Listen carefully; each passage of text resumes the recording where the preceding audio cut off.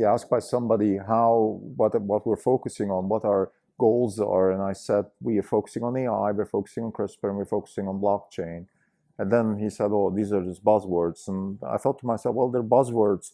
The difference between buzzwords and wealth creation is that somebody actually has to do it, and it's my job as an investor to find those people and employ my capital with them. This is what we do at Orange Capital Partners. I want to focus on the AI part now and dissect it a little bit, because I think it's important, not just for us, but also for people that listen to this podcast to understand that just buzzwords alone will not do it. AI is a very common thing. It's a very big thing. A lot of people are doing it, and it's your job as an investor to find those that actually get it done. The purpose of this podcast is to give people a sense of what it feels like to run a hedge fund. And this is not investment advice by any means, so please do your own work. But the focus of this episode is going to be on one specific part of artificial intelligence that we believe is going to be incredibly important for the future. It's self-supervised reinforcement learning, which is propagated primarily by DeepMind, primarily by their focus on let's say, solving problems like board games, but also AlphaFold. And recently they're working on things like, let's say, material science. And I'm going to try to explain in my words what that means, because it's incredibly exciting for us that there is actually a company out there that is doing work that we believe is very important, and is doing work that has the means right now to really succeed in changing the way certain problems are being solved. Another important thing is, somebody once said that asking the question is the real power. And I think to me this is incredibly important, because it shows that if you ask the right question, you often get much better answers. So thinking about the question is really what matters. And let's say what DeepMind and AlphaFold and AlphaGo0 and all of these endeavors are doing is really asking the question differently. So for example, in AlphaFold, the question is not how do proteins fold, but how do we find a system that self-organizes itself in a way that then mimics what we call protein folding. So what is the dynamic behind the system that is self-organizing in a sense, let's say amino acids self-organizing into proteins, but what is driving them? We're trying to replicate that process, and self-supervised reinforcement learning is one way to do it. It might not be the only way, but by asking the question that way, next thing you know, you have success. I also want to talk about MuZero in this particular episode, because this is, I would say, the way I understand it, listening to Julian's presentation. Julian's one of the DeepMind collaborators. That is really the crux of the whole thing. So this is not even on podcast. It's April 26, 2022. This is Scrim Delco. For the year, we're down 29.4%. The market is down 15%.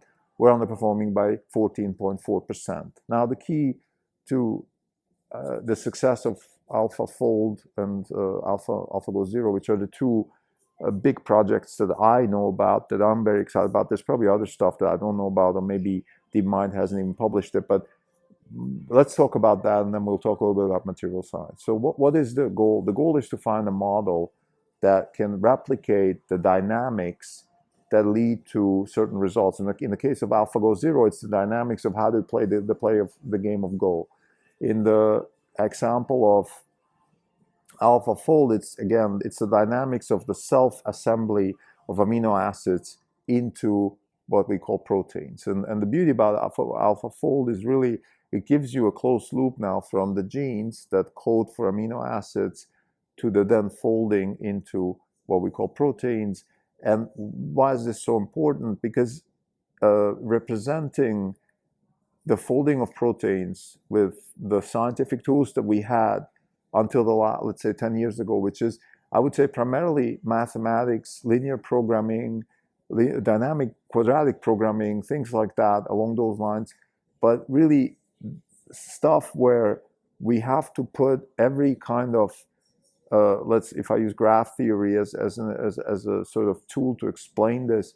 So we have the vertex and the edges, and we have to represent each one of them with a certain function. So there's a point, and it gets transferred into another point which is the edge is sort of the function. And that's fine, but the problem is we have to do it almost individually for each one of those particular events. And if we look at it differently, every system in physics starts with initial conditions, and then we have a certain function that transfers the initial condition into the next, and so on and so forth. And we can do that with cars, we can do that with bridges, we can do that with airplanes. I think humanity, since Galileo and Newton, has advanced a lot. And even since Einstein and Shockley, with the invention of the transistor, we've gone even further, where we were able to exploit certain certain physics properties to use them for computation. But what we haven't done is, so far, being able to represent very, very complex dynamic systems such as protein folding, and I'm going to talk about this a bit later, but material science. Why is material science so complicated? Because we're going down to the quantum level, the quantum chemistry level, or the quantum physics level, if you want. It's actually at the quantum level, there's no distinction between quantum physics and quantum chemistry anymore. What we're trying to understand is the behavior of valence electrons, the behavior of neighboring atoms, valence electrons. All these types of behaviors are so complex because the degrees of freedom are enormous. And what AlphaFold is doing, and now I'm talking about material science specifically, what AlphaFold is trying to do is, again, ask a different question. Instead of trying to say, how does the surface of nickel change when you add some cobalt to it, or when you impurify with aluminum or manganese, and then how does that work when it is supposed to be, let's say, the anode of an electric battery? We're asking the system, how does the system dynamically change? What are the dynamics that change the system? And that brings us to self-supervised reinforcement learning and MuZero. So MuZero is a generalized model that is implemented by DeepMind. It's the way I understand it, it started with the board games, but now they're generalizing it to other areas such as material science and AlphaFold, so protein folding. The idea is the same, though. It's initial conditions, and then we have self-supervised reinforcement learning, which is specifically applied to what they call Monte Carlo search trees. Now, this is really becoming very technical. I don't think I understand it properly myself, but I'm trying to give an intuition, because first, I think by giving an intuition, I'm reinforcing my own intuition. More importantly, also, hopefully I can help other people understand, and maybe I can get some feedback and some corrections. So the way it works is you have an initial condition. Take the game of Go. You have a rock, like a point, and the stone, excuse me. And now you can do certain things with that stone. You can put stones in different fields.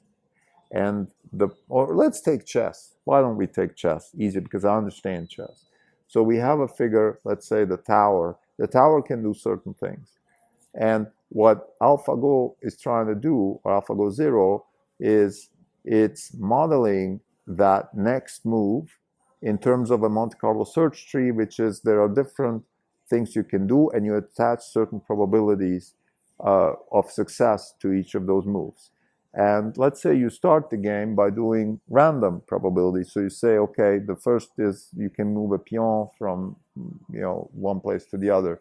So you can do certain random moves. So you play that game. Maybe you play it a few steps, and then you back propagate, because you then try to feed the system. You go back to the initial positions and you adjust the probabilities of the Monte Carlo search. You say, well, now we're not going to do random anymore, because this particular move has a high probability of success, so let's eliminate the others. And then we go back to what they call I think a leaf, which is the last cell in that vertex, or the last cell in that sequence of movements. And then let's go from there again and do a few more movements, and so on and so forth. The point here is that you keep playing the game with yourself, and you continuously back propagate the probabilities of success within your Monte Carlo search tree. And that's how, over time, with many trainings, with lots and lots of compute power, you can get to a system that actually beats a human. And today, I think, pretty much beats any human. And also, what's most importantly and most interesting here is that, let's say, AlphaGo Zero beats not just humans, but also AlphaGo Zeros, which were trained with less compute power, which in other words means that really this is becoming a Moore's Law thing. So once we have a model that works, and it's all about training, and it's all about the amount of training and the speed of training, then it becomes Moore's Law, because the more technology we can throw at it, the faster it trains, the better it gets. Now, this is AlphaGo Zero, and I think the first caveat is always, who cares about board games? Who cares about all this? Well, of course, we don't care about it necessarily, other than Go and chess enthusiasts. Nobody else cares, but we know that this is only the first step towards more general intelligence. The mission of DeepMind is to solve for intelligence, so this is the first step. And maybe it's the wrong step, but this is one step, and it's a very interesting step. And on this way, on this journey, it helps us solve some really big problems, again, protein folding being one. Now, what is happening with protein folding? Very similar. You have a bunch of amino acids which were coded in DNA, and those amino acids now can fold in many different ways, and we have lots of degrees of freedom. In fact, we have many Hilbert space type degrees of freedoms here. So there's lots and lots of different ways these amino acids can fold. Three-dimensionally or multi-dimensionally. Actually, it's not just 3 dimensions, because again, we have we're at the quantum chemistry level here, so there's many dimensions. We have Schrödinger equation type dimensions, and what we can do, again, we ask the wrong question, because we can be asking the wrong question, which is, how is this whole thing going to come together? Let's just go step by step and search for every possible way. We can't do that because it takes too much compute power. There's only so many particles in the universe, and there's only so much computation we can do. However, if we help ourselves with some shortcuts and maybe self-supervised reinforcement learning with the help of Monte Carlo search trees, maybe that actually maybe that works. Maybe that can help us shortcut the system and create a dynamic model, which then actually gets the result. And the result is going to be, okay, if we code the DNA, if you code an amino acid based on this type of DNA, and we put it in, let's say, something that resembles the human body, this is how it's going to fold. So this is actually the function, because, the folding of a protein, of course, determines its function. The 3-dimensional folding of a protein actually happens to determine the function, and that's why this is so important, because we can go from DNA coding to functionality, the workhorse of biology, which is not just proteins, but the actual 3-dimensional folding of proteins. I think, just as a side note, we have, let's say, the protein hemoglobin, which, based on different 3-dimensional representations, actually has different functions. So the 3-dimensional function of the protein itself determines the 3-dimensional folding of the protein determines its function. And this is the amazing thing of AlphaFold. I've spoken about this before, and this particular episode is not about AlphaFold. This particular episode is really about MuZero. MuZero is the generalization of the self-supervised reinforcement learning model. This is the powerful thing here, that we can use this model that beats Go players, and we can then adjust it to solve other problems. AlphaFold, material science. What's material science? Why am I so excited about material science? Well, material science is one of the big problems that we're employing our capital to be solved, in particular through Tesla, but also in some of our SymBio investments. The reason this is so important is because I think if we can build stuff that can follow what we call regenerative growth, which is use either less resources or even produce resources while producing products and services. This is the key, but for that we need to build new stuff, and new stuff is at the early stages always a material science problem. Let's say if you want to build an efficient electric car, you're going to come down to material science. If you want to build an efficient solar cell, material science. If you want to build efficient transmission technology for electricity, material science. If you want to build, let's say, if you want to build interconnects within high performance computer systems, material science, because it's all about, let's say, dissipation of power, It's about dissipation of power, like I said. It's about energy consumption. It's about the how do electrons move, how do photons move, all that kind of stuff. It is paramount for I think for most of our investments, at least the way we see it, to solve material science problems. And what MuZero is trying to do is, again, generalize the self-supervised reinforcement model that has helped solve some of the problems like AlphaGo and all that stuff, and attack material science. What are they really attacking? Again, it's the movement of electrons, valence electrons, at the edge of a material. And because it's so multidimensional, asking the question, how is it going to end up? Where is it going to end up? You're asking the question, how is it going to behave? What are the dynamics which lead it from the initial position to the next position, and so on and so forth? And this dynamic behavior can be modeled, amongst other ways, with self-supervised reinforcement learning and the Monte Carlo search trees. This is the key. And once you have a certain way to represent the behavior of, let's say, valence electrons, you then end up in a position where you can start putting new materials together or creating physical systems from first principles. And this is the key. So instead of doing this bespoke, let's try and error kind of thing, let's even now, unfortunately, let's say Tesla is working very much in a bespoke manner when they are putting together the 4680 battery, and it's great what they're doing. There's nothing wrong. I'm just saying they don't have the tools and the technology yet to maybe go from first principles, model certain behaviors, and then put them in place. We could have a much faster development, a much faster